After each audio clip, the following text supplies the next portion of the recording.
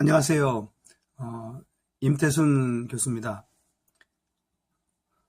이번 학기에 여러분들과 함께 선교학을 공부하게 되어서 굉장히 기쁩니다.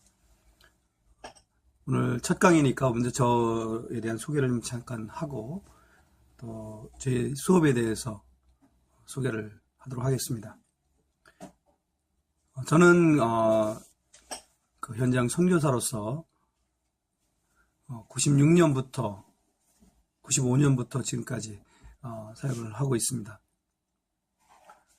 제가 사역한 지역은 태국의 말레이계 모슬림들 가운데 사역했고요.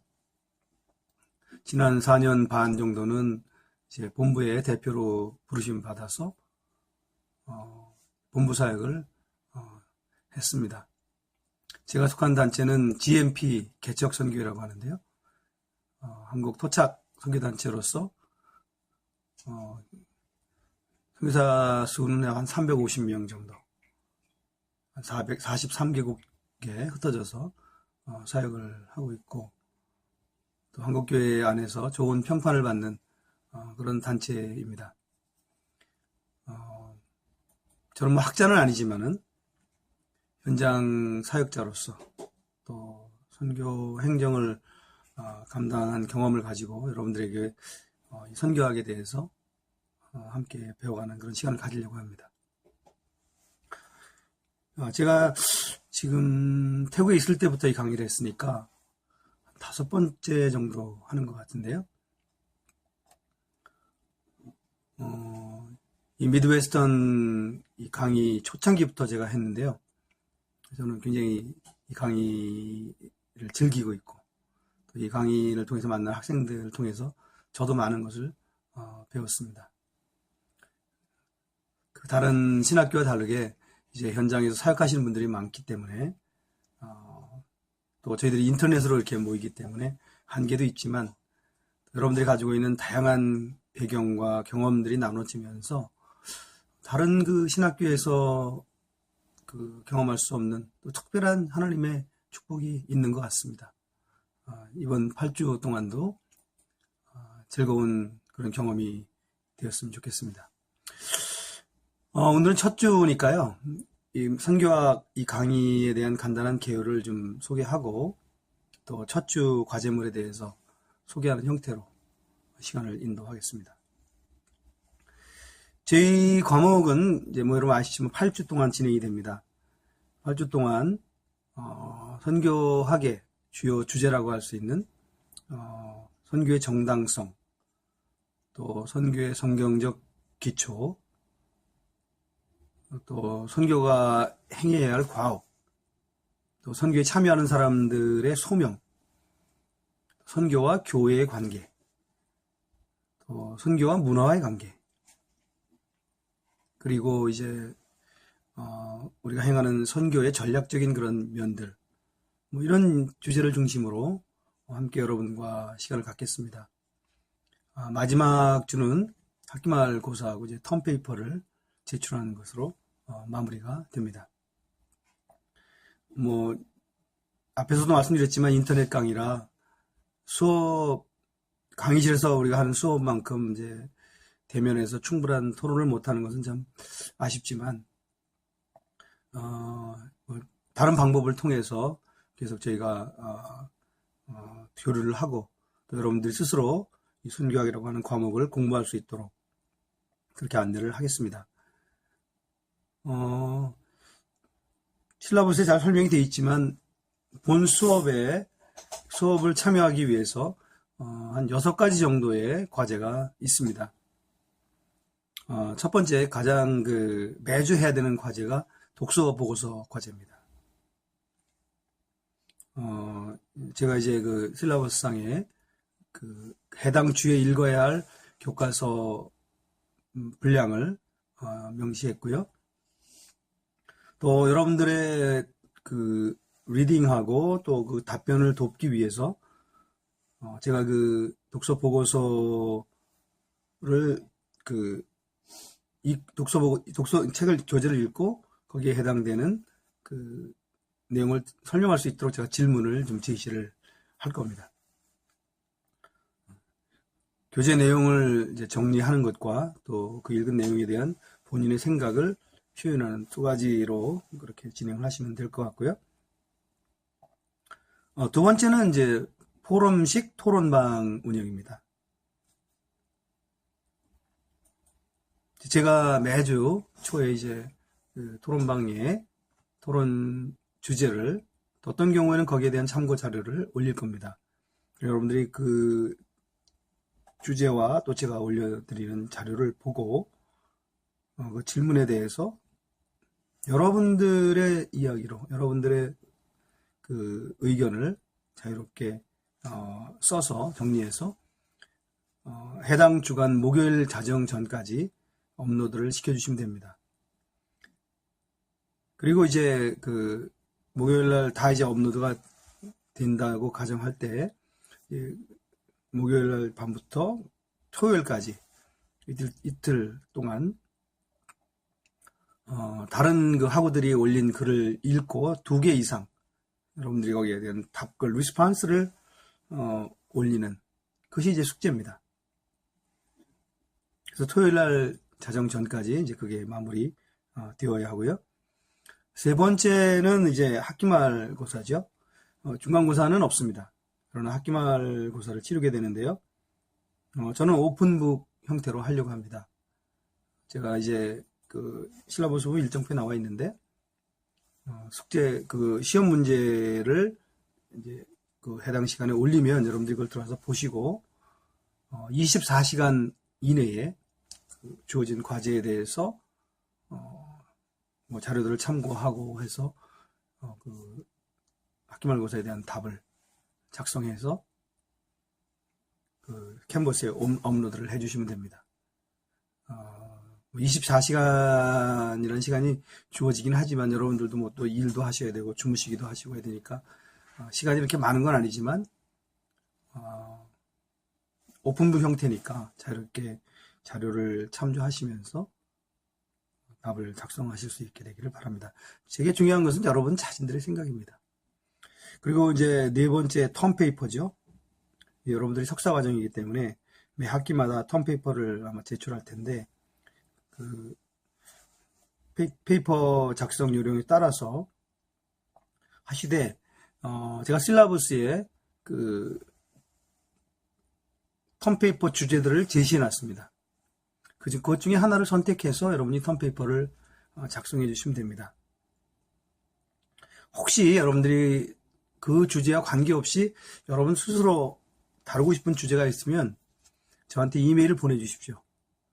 그래서 제가 그 주제에 대해서 저한테 동의를 받고 텀페이퍼를 작성하시면 됩니다. 이 텀페이퍼에서 이 표절은 뭐 여러분 아시겠지만 안 됩니다. 우리가 신학교인데 윤리적으로도 우리가 모범이 돼야 된다고 생각합니다. 기존에 나와 있는 제가 드린 질문의 주제에 대해서 기존에 나와 있는 것들을 이렇게 카피해서 이렇게 하시는 경우가 있는데 여러분들에게 불이익이 될 겁니다. 그리고 그 분량에 따라서는 제가 여러분들 그 텀페이퍼에 대해서 굉장히 부정적인 그런 평가를 내릴 겁니다. 그래서 가능하면 그 퀄리티가 좀 떨어지더라도 여러분들의 얘기를 쓰세요. 여러분들의 의견을 가능하면 그렇게 표현해 주시면 좋겠습니다. 표절은 정말 안 됩니다. 그리고 다섯 번째 이제 새롭게 추가된 과제들인데요. 제가 이 과목을 1년 반에 한 번씩 하거든요. 근데 이제 지난번까지는 없었는데 새롭게 추가된 과제가 두 가지가 있습니다. 하나는 온라인 커넥트입니다. 여러분들이 이제 세미나를 참석하거나 어떤 멘토를 만나서 했던 그런 것들을 리포트 형식으로 작성해서 저한테 제출하면 됩니다. 실라버스 내용을 참조하시고요. 또 다른 하나는 온라인 컨퍼런스입니다. 제가 그 스케줄상으로는 중간쯤에 그걸 잡아놨는데 제가 좀 더 고민을 좀 해보겠습니다. 후반기쯤에 가서 날짜를 잡아가지고 온라인 컨퍼런스를 하면 어떨까 생각하고 있습니다. 지금 여러분들 등록한 학생 수가 지금 17명인가 되거든요. 인원이 좀 너무 많아요. 컨퍼런스 하기는. 그래서 두 그룹으로 나눠서 제가 이제 그 각 그룹에 참여하고 그래서 그 컨퍼런스를 하는데 자세한 지침이 없어서 잘 모르겠는데 제가 지금 생각하는 것은 여러분들이 이제 그 학기가 끝날 때 텀페이퍼를 제출하셔야 되잖아요.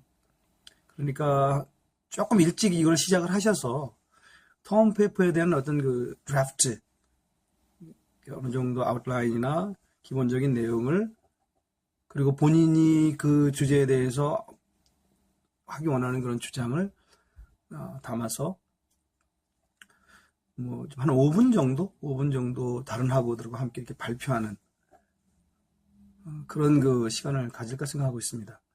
그러니까 한 반에 만약에 9명이다 그러면 5, 9, 45 거의 1시간 정도 걸리겠죠. 5분을 이제 학생들이 다 지켜주신다면은 그렇게 해서 컨퍼런스를 진행을 하겠습니다.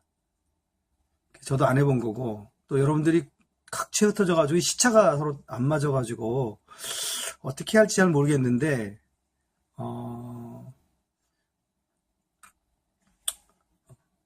어쨌든 뭐 학교에서 하라고 하는 거니까 이제 시도를 해보도록 하겠습니다. 그 첫 주에 여러분들 자기소개를 하게 돼 있는데 여러분들이 그 사시는 지역을 꼭 자기소개에 좀 명시해 주세요. 그래서 제가 그 그룹을 짤 때 그 시차가 서로 이제 좀 적게 나는 사람들끼리 이렇게 모여서 한 그룹은 또 뭐 미주에 계신 분들, 한 그룹은 또 이쪽 한국이나 선교지에 계신 분 이렇게 해서 시간을 맞추면 어떨까 뭐 그렇게 생각을 하고 있습니다. 학점 배점은 실라버스에 나와 있는 그대로입니다. 독서 보고서가 한 번에 3점씩 7번 21점이고요. 포럼식 토론도 3점씩 7번 21점. 학기말고사가 23점, 텀페이퍼가 25점. 온라인 커넥트나 온라인 컨퍼런스 각 5점씩입니다. 제가 지난 그 다른 경우들을 볼 때 학점의 차이 나는 거는 주로 학기말고사가 텀페이퍼에서 많이 차이가 나는 것 같아요. 그래서 잘 준비하셔서 그 여러분들 학점에도 불이익이 없도록 그렇게 해주시면 좋겠습니다. 이번 과목의 주 교재인데요. 먼저 제가 주 교재를 바꿔서 몇몇 분들이 굉장히 좀 어려움을 겪고 있다는 말씀을 주셨는데 죄송합니다. 제가 이제 학교 안에 계속 함께 있지 않기 때문에 이게 지금 그 교과서를 바꾸는 그런 과정이 잘 학생들에게 전달이 안 된 것 같습니다. 그래서 제가 그 첫 2주에 해당되는 분량을 스캔을 해서 이제 여러분들께 보내드렸는데 그 교재 뭐 구입하신 분은 알겠지만 선교 신학의 도전 이 트리니티 신학교의 교수인 그 크레이그 워트라고 하는 교수님이 쓴 글인데요. 복음주의 선교학자들 중에 지금 크레이그 워트만큼 그런 현재 그 선교학의 논의들을 잘 수용하고 그러면서 복음주의 입장을 거기다 표현하는 그런 선교학자가 아마 워트가 제가 볼 때는 가장 잘하고 계시는 것 같은데 어쨌든 그 책입니다. 그래서 이 책이 주 교재가 될 거고요. 한 주 정도는 선교와 전략에 관해서 할 때는 현대 선교학에 어떻게 보면 이제 특별히 미주 현대 선교학의 시발점이라고 하는 도널드 맥그브런의 그 The Bridges of God 하나님의 선교 전략이라는 책인데요.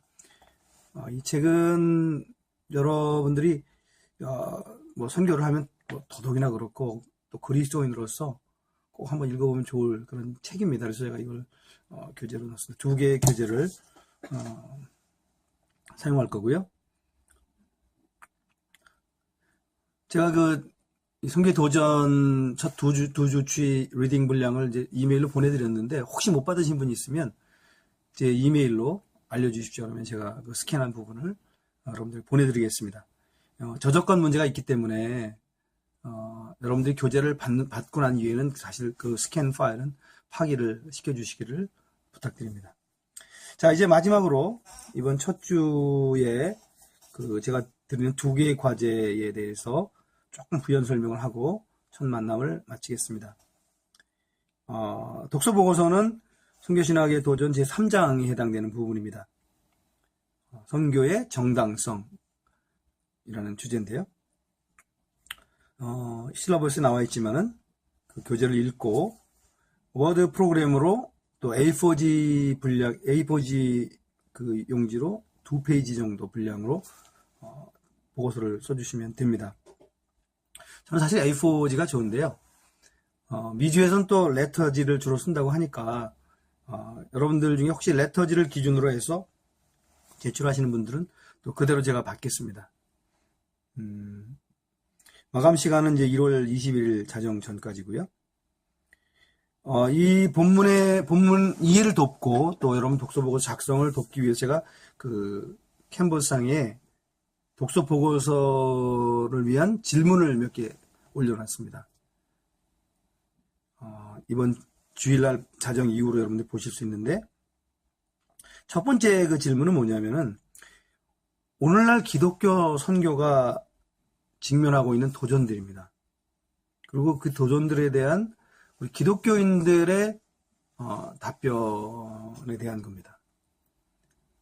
이제 예전에 20세기 한 중반까지 서구 중심의 이 선교가 이루어질 때는 서구의 우월한 문명, 또 이제 크리스텐덤이라고 그러죠.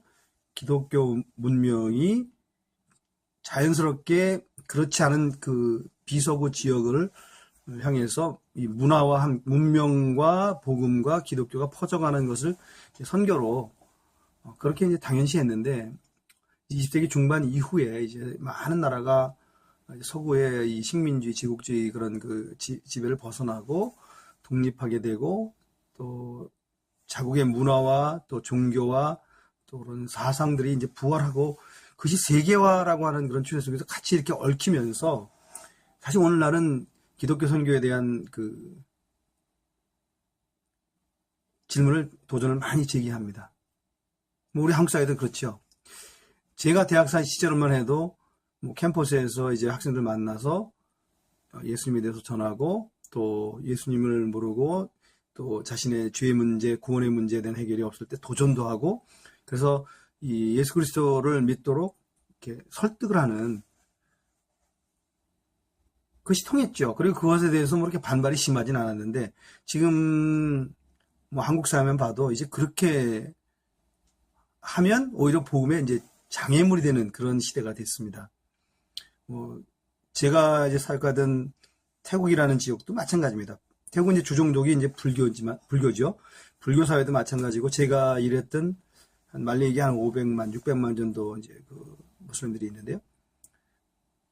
계속 이 질문을 제기합니다. 네가 뭔데 와서 나한테 내 종교도 있고 내 문화도 있고 내가 가진 정체성도 있는데 그것을 바꾸라고 나에게 강요하는가? 그것이 이제 오늘날 사실 우리가 직면한 그 기독교 선교의 가장 중요한 도전 중에 하나인데, 그래서 그 도전들을 좀 이제 이 교재에 보면은 좀 정리가 되어 있는데, 그걸 좀 정리해 보시고, 또 크랙 오티교스가 그런 도전 앞에서 그럼 우리 복음주의자들, 선교를 감당해야 하는 우리들은 뭐라고 답변할 것인가? 그 부분을 좀 여러분들이 이 교재를 중심으로 같이 고민을 해보고, 또 교재 내용도 정리하고, 또 여러분 생각도, 이 주제에 대한 여러분 생각도 이제 추가해 주시면 좋겠습니다. 두 번째 이 독서보고서에 대한 질문인데요. 삼위일체 하나님에 대한 겁니다.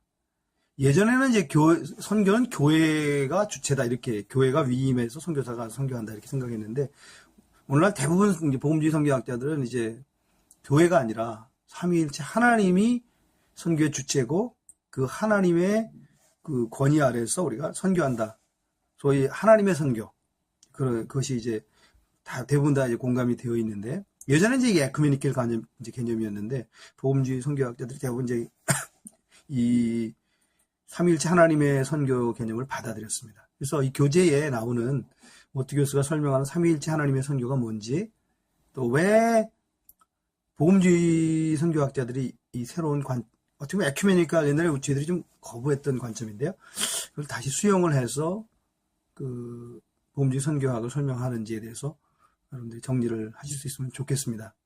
이것이 이제 선교의 정당성 문제하고도 어느 정도 연계가 있거든요. 그래서 그런 부분들을 여러분들이 이제 교재를 읽고 거기에 대해서 저자의 그 의견과 또 여러분들이 느끼는 느낌들을 독서 보고서에 담아주시면 좋겠습니다. 뭐 두 쪽이기 때문에 여러분들이 읽으면서 느낀 것들을 적으시면 아마 금방 잘 하실 수 있을 거예요.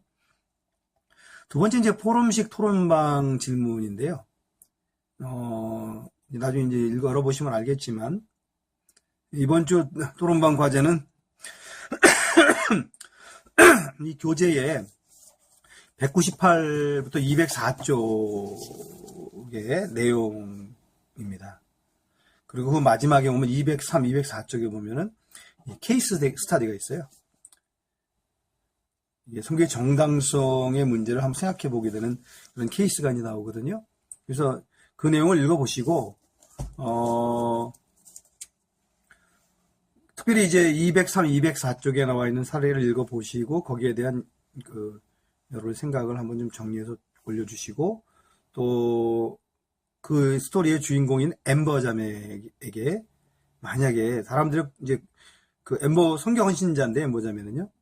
근데 이제 그 엠버 자매를 향해서 왜 기독교 선교를 하려고 하냐라는 도전과 공격을 이제 받는 이야기거든요. 그럼 엠버 자매에게 여러분이 만약에 그럼에도 불구하고 우리는 선교해야 된다라는 말을 해주기 원한다면 어떤 이야기를 해줄 것인지 그 내용에 대한 여러분의 생각을 좀 정리를 해서 그 목요일 자정 전까지 캔버스에 업로드를 해주시면 되겠습니다.